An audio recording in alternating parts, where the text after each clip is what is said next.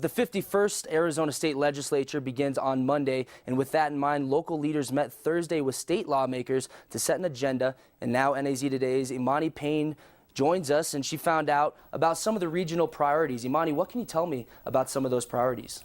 Well, you know, Kyle, it turns out that Flagstaff is one of very few rural communities that invites their representatives to come and hear their concerns.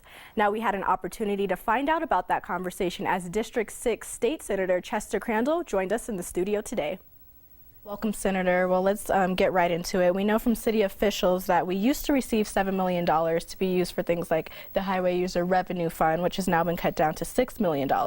Many city leaders have expressed they don't feel we are receiving a fair share. So I have to ask you, where did the extra money go, and how do you plan to address these demands? Well, that's a very good question, and that's one that I've been working on since I was elected 3 years ago.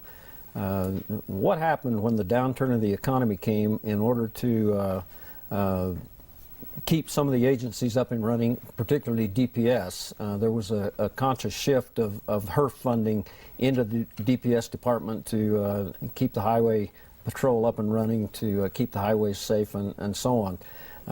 There was a lot of other funds that were shifted in that. Now that the economy has started, last year we worked very hard to restore some of that funding. It did restore some of that funding. This year we're in the process of restoring the rest of that back into the HERF fund so that the cities and towns can get back whole in that fund.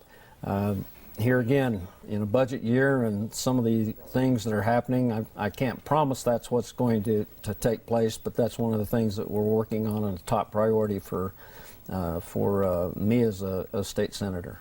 Nice. And further, a big concern for us here in rural Arizona is the restoring and thinning of our forests, not on federal, but state land, of course. So we want to know, what is your initiative and thoughts on how to get the state more involved in helping to prevent and protect us from future forest fires?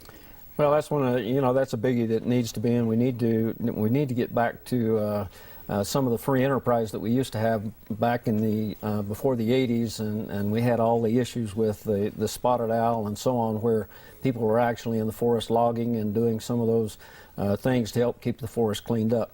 Forfry, which is a federal initiative, is supposed to be up and running, and I would like to see us, the state, do some partnering with that group so that we can so that we have the ability to maximize our funding and piggyback with them, and the same contractors that are working near in the forest could also then take over a state contract to accomplish some of the same things. It's a huge issue. It's one that we need to fix and we need to take care of, but here again it takes a lot of money to be able to do that, and if we could get back to the free enterprise part of that, I think would help us get where we needed to be. Great. And real quick, can you tell us about some of your top legislative priorities? I think my top priority this year is looking at the funding formula for K-12 education. That formula has been in place since 1980, and we've had a lot of changes take place since then. The assessed valuation of the state has really changed. It's not as constant across the state as it used to be, and so we need to look at how we do that. We have the charter school system that has come up, and we fund them differently than we do the traditional schools, and so we need to go back and look at funding, as the Constitution says, as uniformly as possible. And so I will be working on some legislation to redo that funding formula. Nice. Well, thank you for coming down, and we look forward to hear the progress being made on these issues. The next time you're in the city of Flagstaff, you have an open invitation, definitely. Thank you very much. And for NAZ Today, I'm Emani Payne.